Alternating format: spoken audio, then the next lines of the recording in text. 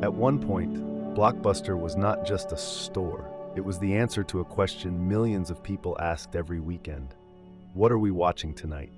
The blue and yellow sign meant choice. It meant new releases. It meant snacks, games, arguments in the aisles, and the small ritual of walking out with a plastic case in your hand. And that is what makes the story interesting, because Blockbuster did not begin falling apart when it was already forgotten. It was still enormous. In 2004, it had more than 9,000 stores around the world and more than $6 billion in annual revenue. From the outside, that looked like dominance. But inside the business, a harder question was forming. How do you replace the machine that still pays your bills when the replacement is smaller, less proven, and possibly destructive to the thing that made you powerful? Blockbuster was a video rental business. Customers went to a physical store, rented movies or games, paid for a few days of access, and brought them back. The company made money from rental fees, sales of used movies, snacks, games, merchandise, and, for many years, late fees. That may sound simple now, but in the 1980s and 1990s, it was a strong business because home entertainment had a very different shape. Movies on tape were expensive to buy. Cable did not give customers unlimited choice. Streaming did not exist. If you wanted a specific movie at home, the video store was often the best option. The insight behind Blockbuster was not just rent movies. The insight was to make renting movies feel reliable, clean, organized, and big. When David Cook opened the first Blockbuster in Dallas in 1985, many video stores were small, local, crowded, and inconsistent. Some had limited selection. Some felt more like independent hobby shops than mainstream family retail. Cook came from a software and data background, and Blockbuster used that mindset. Inventory mattered, store layout mattered, availability mattered. The experience had to feel predictable. That was the first advantage. Blockbuster made movie rental feel like a modern retail chain. Then Wayne Huizenga saw what the model could become at scale. The idea was not to build a few successful stores. It was to build a repeatable system. Put stores in visible locations. Use a familiar brand. Make the aisles easy to understand. Stock enough copies of popular films. Turn movie night into a habit. This is why Blockbuster grew so quickly. It was not only selling access to films, it was selling certainty. For a customer, the value was obvious. You did not need to know a local shop owner. You did not need to gamble on a tiny inventory. You could walk into a Blockbuster and expect the same basic experience almost anywhere. For landlords, Blockbuster was attractive because rental created traffic. A customer came to rent, then came back to return. That meant repeated visits to the same shopping center. For movie studios, Blockbuster became a powerful distribution partner. Its scale gave it leverage, visibility, and the ability to put hit titles in front of millions of households. For years, this was the machine. More stores meant more convenience. More convenience meant more customers. More customers meant more data, more buying power, and more cultural presence. In that environment, protecting the store network made perfect sense. The store was not a weakness yet. It was the platform. Before algorithms recommended movies, the aisles did. Before streaming apps controlled the home screen, Blockbuster controlled the Friday night decision. Before digital subscriptions made entertainment feel infinite, Blockbuster made physical choice feel abundant. That is why the company's decisions cannot be judged only from the ending. When leadership looked at thousands of stores, they were not looking at dead weight. They were looking at the system that had built the empire. But the same system carried a hidden assumption. Blockbuster believed convenience meant a store near your home with the movie you wanted. For a long time, that was true. Then, convenience started changing. The first major shift was the DVD. DVDs were smaller, lighter, cheaper, and easier to sell than VHS tapes. That created two threats at the same time. Retailers like Walmart, Target, and Best Buy could sell movies at prices that made ownership more attractive. If buying a DVD became cheap enough, some customers no longer needed to rent it. And because DVDs were easy to mail, Netflix could build a different kind of rental business. Netflix did not need thousands of stores. It did not need customers to drive anywhere. It turned movie rental into a subscription, sent discs by mail, and removed the late fee anxiety from the experience. That last part mattered more than it looked. Late fees were not just a customer annoyance. They were part of Blockbuster's economics. For customers, they felt punitive. You kept a movie too long and the cost grew. A fun rental could become an irritating bill. For Blockbuster, those fees helped support the machine. This was the dilemma. The thing customers disliked was connected to the profit structure of the business. So when Blockbuster announced the end of late fees in 2005, the decision was not stupid. It was understandable. Netflix was using no late fees as a clean emotional advantage. Customers hated the old system. Removing late fees could make Blockbuster feel friendlier, more modern, and more competitive. But there was another side.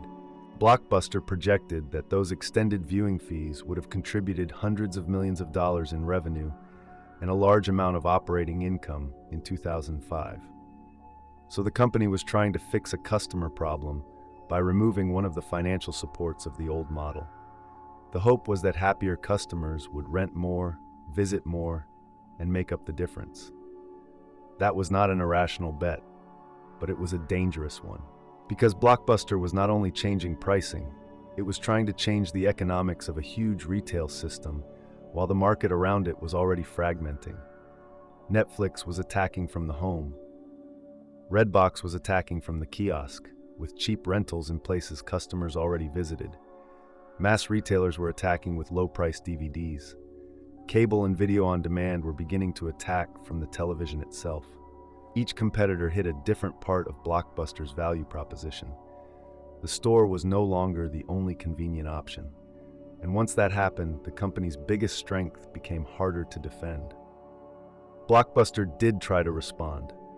This is the part of the story that often gets flattened. It did not simply sit still and watch Netflix win. Blockbuster launched an online rental service. It pushed DVD by mail. It built Blockbuster Total Access, a clever hybrid model where customers could receive DVDs by mail and exchange them inside stores.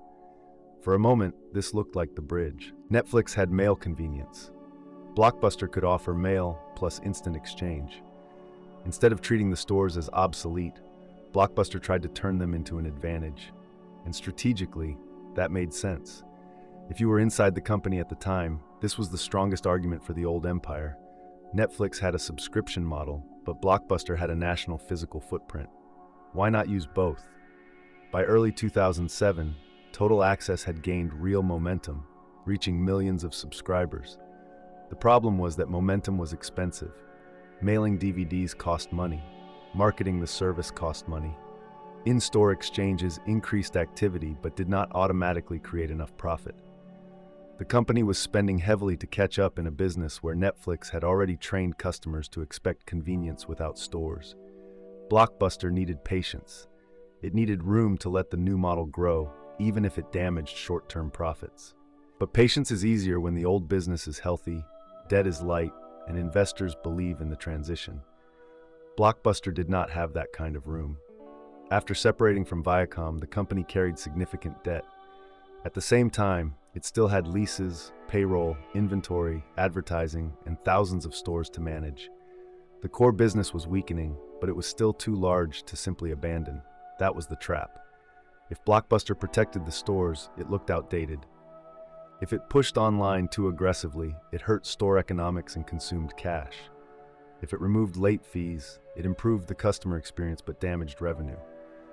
If it kept late fees, it protected profit but made Netflix's offer look cleaner. Every direction had a cost. This is where the failure mechanism becomes clearer. Blockbuster did not lack awareness. It lacked a business structure that allowed transformation to happen fast enough. The company had been built for a world where physical scale created convenience. But the new world rewarded lighter models: mail, kiosks, digital delivery, and eventually streaming. In the old world, stores were a moat.